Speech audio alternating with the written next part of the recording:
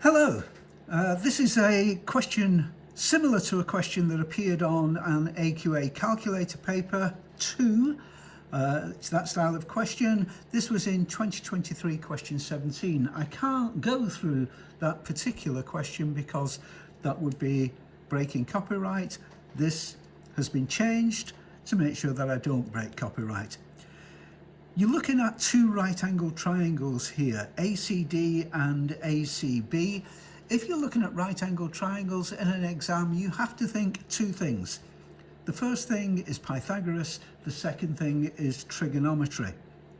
You're looking to work out the size of angle X. Pythagoras is no particular use to you in that case, so you're going to be using trigonometry. Please, please, please, before you go into an exam, check your calculator.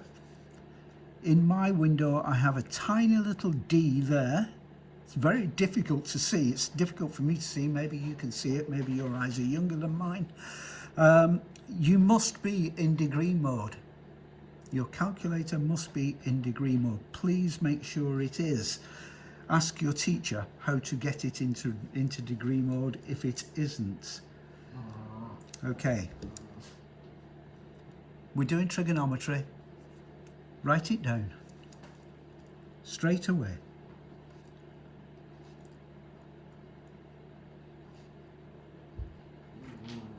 Soccer tour. Everybody knows it. But it helps you. It helps you to choose the right trig ratio that you're going to use. Okay, so please write it down on your exam paper. It does you no harm. It costs you nothing.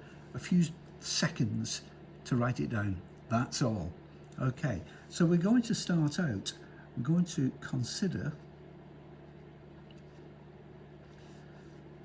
triangle. Yes, you can use abbreviations like this. A, C, D. This is a right angle triangle with the right angle at C. ABD looks like it might be a right angle triangle, but we're not told it is, so we're not interested in it. ACD. What we're going to find with ACD is the length of AC. We need that length in order to be able to find the angle marked X. Okay, we have AD is 6 centimeters. We know the angle. We know that AC is adjacent to this angle. So we're looking at cos. Write it down. Cos equals adjacent over hypotenuse. What is it we want? We want the adjacent, so we'll just turn this around a little bit of algebraic manipulation, and we get adjacent equals hyp times cos. The examiner now knows exactly what we're doing, and he knows that we know what we're doing as well. So the adjacent equals hypotenuse is 6, cos, and the angle is 42 degrees. 6 cos 42. Okay. We're not asked to work this out, and we don't actually have to at this stage, but I am going to. 6 cos 42 equals 4.46 equals 4.4588, and so on. We're going to leave it at that. Okay, and now I'm going to do what a lot of students do. I'm just going to cancel my calculator. You'll see why in a minute that didn't matter. Cancelling the calculator doesn't matter. Let's now consider this triangle ABC. So we'll tell the examiner what we're doing. Consider triangle ABC. You don't get any marks for writing things like this, but the examiner will look at your paper and think, this person knows what he or she is doing. That's why we set our work out nicely. Okay, in this triangle, we know the side AC, which is opposite angle X. It is the opposite side. So we're either going to use tan or sine. We know the hypotenuse, so we're going to use sine. So we'll say sine equals opposite over hypotenuse. And that is the state that we want it in, because we want to find the angle. So sine x equals the side opposite, which is 4.45888, or it is 6 cos 42. I'm just going to call it, for the time being, ans.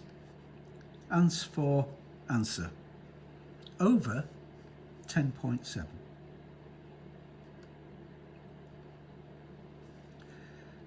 Which equals, do you remember I cancelled? Well, before I get to that, let me just say it equals sine to the minus 1. So x equals sine to the minus 1, answer over 10.7,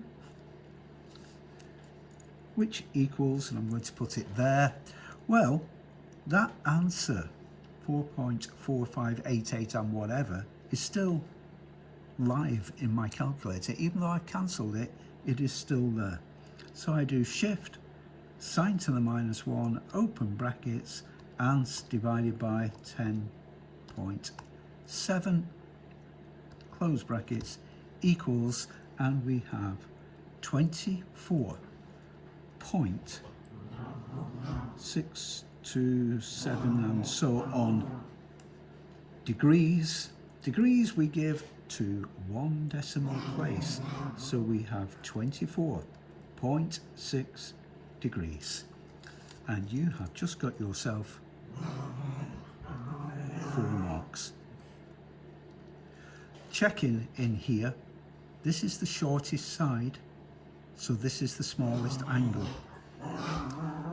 This is the largest angle, the largest side, so this angle means this side is longer, and what we have is the smallest angle here, because this angle, if this is 24.6, this must be, I can't work it out in my head,